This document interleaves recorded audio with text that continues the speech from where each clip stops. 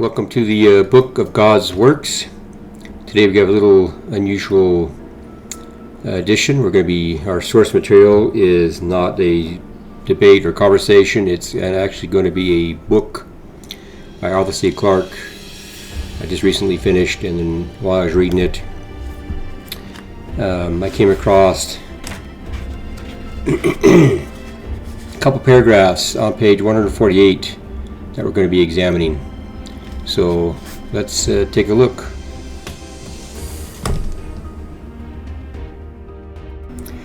Before I get to the 2001 Space Odyssey comments, there's a couple others I wanted to mention.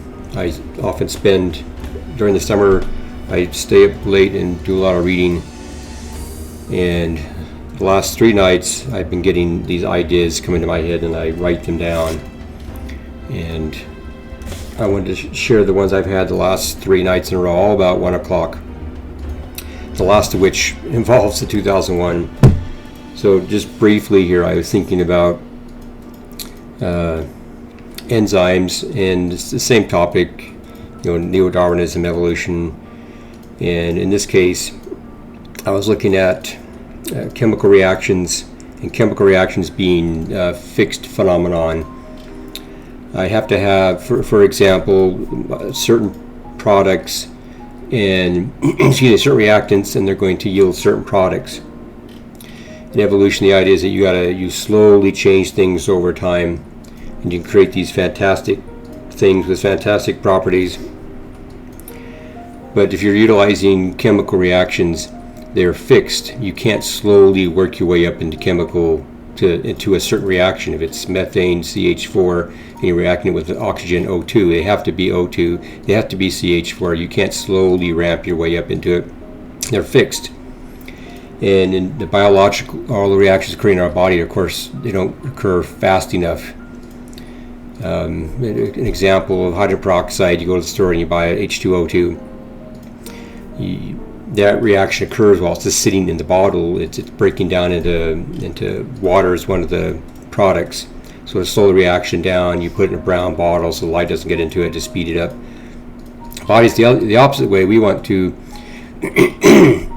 we need to speed up the reactions because they're going too slow. When reactions occur, it's the example I gave is CH4 and O2. They're going to slam into each other, and they have to break the bonds that they're currently in and then reassociate with each other and make new bonds. So enzymes allow you to lower the activation energy, the energy required to make the new bonds. And usually they will hold the products and hold them in such a way that they will lower that activation, lower the energy required for that molecule to break apart and recombine with the other reactant. And the enzyme part is, of course, something its structure is controlled by the DNA, and you can mutate that. And in evolution would say, well, you can slowly ratchet up, slowly change over time. But unfortunately, you're working with chemical reactions that are fixed. And I already mentioned you can't slowly change these reactions, and so you got these enzymes that speed them up, and they have to be working right out of the gate. They have to be able to fit those products precisely to either bend them or reshape them or hold them. I don't know exactly what they're doing to lower that activation energy, but they have to be nice, snug fits. You can't slowly evolve over time to get this right. So that was 3 nights ago. I was thinking about that.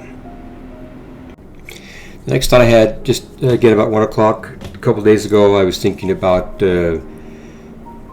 humans, engineers, intentional designers, and how we've developed and come up with the technology that's around us.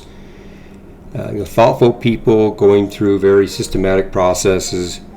So, for example, I was specifically thinking about computer technology and how it started out, learning basic properties of different substances in order to generate devices such as the vacuum tube, and building very crude computers with punch cards, magnetic tape, things like that. You ended up with computers that were the size of a large office. And then over time, with more study, more thoughtful, more studying properties, putting things together, figuring out how they worked best, how they work more efficiently, coming up with new ideas. This is all from a human design perspective.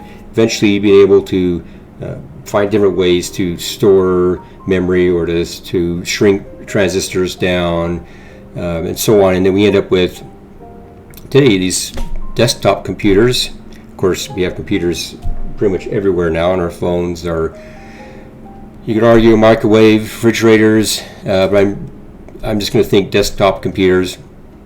You shrunk that office down into a very efficient density, its speed, its memory storage, all its functionality is nice and dense. It can fit right on the side of my desk over here. But it evolved over time, thoughtfully through design effort, from the size of, like I said, the large office, whittling down to this computer.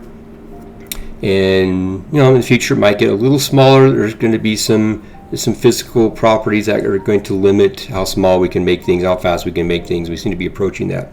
But then I was relating that to evolution, which is, there is no designer, there is no direction, there is no people sitting around the table trying to work out the problem to maximize efficiency. There's just random chance. There's nobody keeping a notebook, remembering which direction that we went and what worked and didn't work. There's just random trying different things, things getting mutated, supposedly some working out, some not working out. The random chance of changing different proteins. And so I was thinking, shouldn't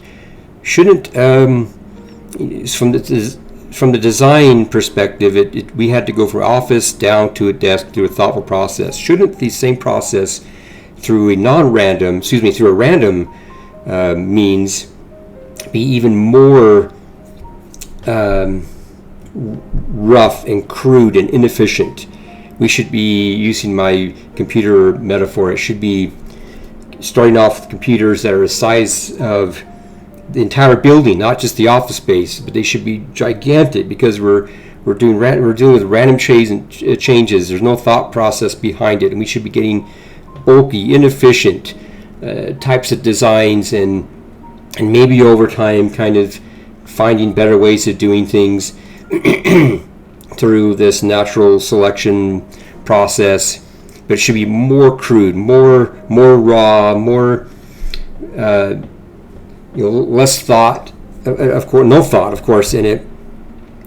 And yet, when we look at the organisms around us, they all, from my perspective, this is the idea that was going in my head at 1 in the morning. You look at organisms and they all look like desktop versions of themselves. There is no slow change over time from the crude, inefficient to the desktop. Everything looks like the desktop version right out of the gate.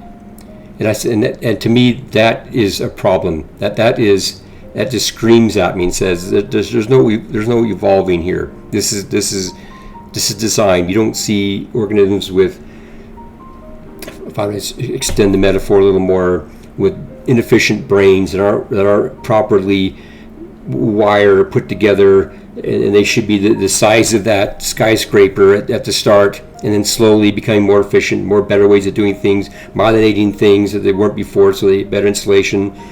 However neurons work, slowly working into that process. We should have humans with brains the size of houses or something before they became desktops. But no, every organism that we encounter, they all have that desktop version. So, okay, so now we're to the most recent thought I had late at night. It was while reading the 2001, and this is what we were going to be examining. Not an argument or a debate on YouTube.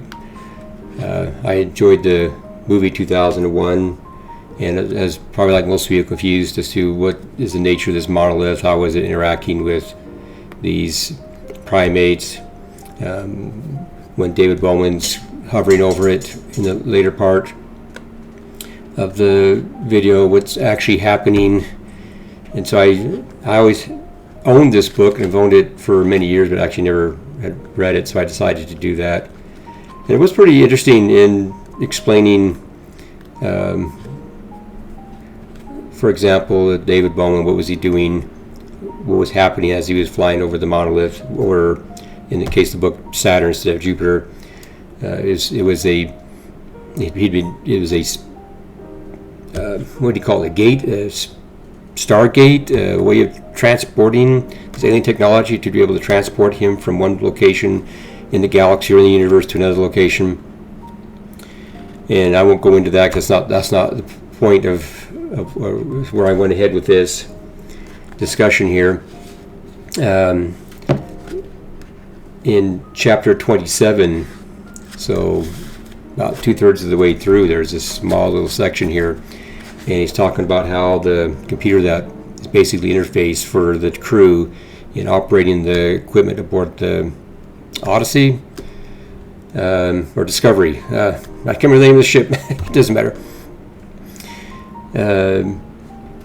And so HAL 9000, this supercomputer, if you will, operates the ship, and sort of the GUI that David Bowman and crew use to figure out, what's going on. Anyway, so the HAL malfunctions, and this small little chapter talks about this malfunctioning process.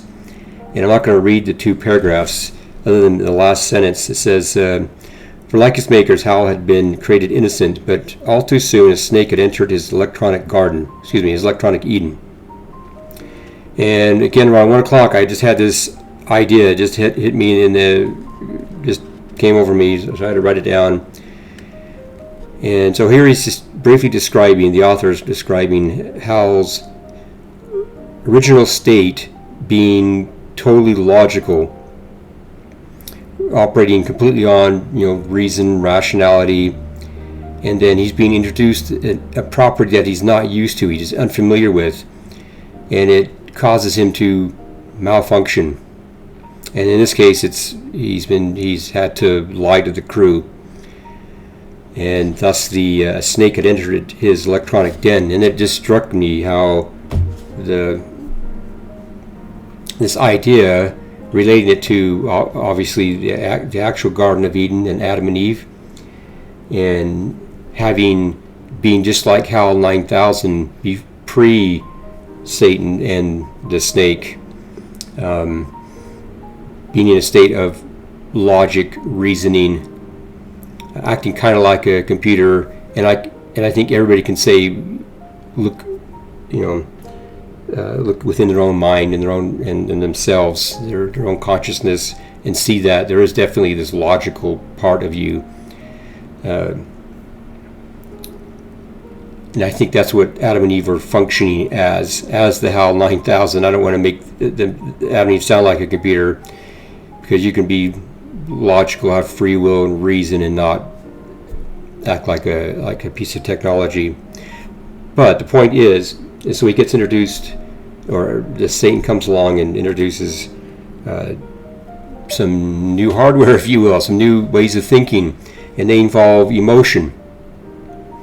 And emotions come from feelings that you have, senses that your body can generate, with experiences that you have, and so forth. I'm not going to go into that, because we all know and understand what emotions are, and feelings. A pain, a physical pain of being burned, or physical pain of witnessing something or experiencing something. It's a big part of human experience. And then it just dawned on me, or I'm not dawned, it just, after reading the 2001 and Satan talking to Adam and Eve, of course, and saying, your eyes will be open, you'll know good and evil.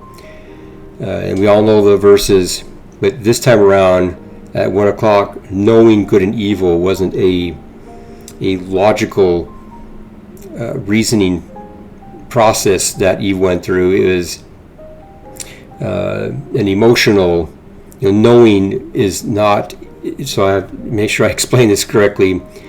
Knowing was not an appeal to reason, it was knowing was an appeal to emotion. You will know it through an emotional response, the difference between good and evil, because you cannot quantify what is good and what is evil. They're very subjective ideas, terms. You can't experiment. You can't find their properties very well. It's not a logical reasoning part. So, for example, when they discover their nakedness, when they're logical, their nakedness would just be, well, it's a factual thing. I'm not wearing. Yeah, you're right. I'm not wearing any clothing, any material that's covering my body. It'd be just be a factual response. Would be what Adam would say, or whoever came up or was startled that they were naked. But if you have this, all of a sudden you have this emotional thing, your interpretation of nakedness totally changes. It's not just the factual, I'm lacking clothing. It's, oh, well, hold on a minute, this is not the right state we're supposed to be in. This is, we're not supposed to be naked. We're supposed to be clothed, because there's, it's an appeal to right and wrong and what we should be doing and not should be doing. Again, which is all subjective. You can't run an experiment on it. You can't quantify it very well. It's all part of this emotional side of it. It's this good and evil, right and wrong. So that's what I was toying with the third night on, while reading 2001, is the interpretation of knowing good and evil, and Adam and Eve being introduced to this brand new reality, this new realm called emotions that are triggered a lot by our sensory input, and you don't have to argue all of it by our sensory input, and then thinking about things and putting value to certain things based upon that sensory input. I value this other person's association and being with them, or how I feel about my kids, or whatever. Those are all based upon visualizing this with my eyes and touching and so on. But they're not logical, the HAL 9000 part. So take these three ideas, maybe I'll do whatever you want with them. I just found them to be worthy enough to share. So that's going to be our analysis today, and we'll probably go back to videos next time.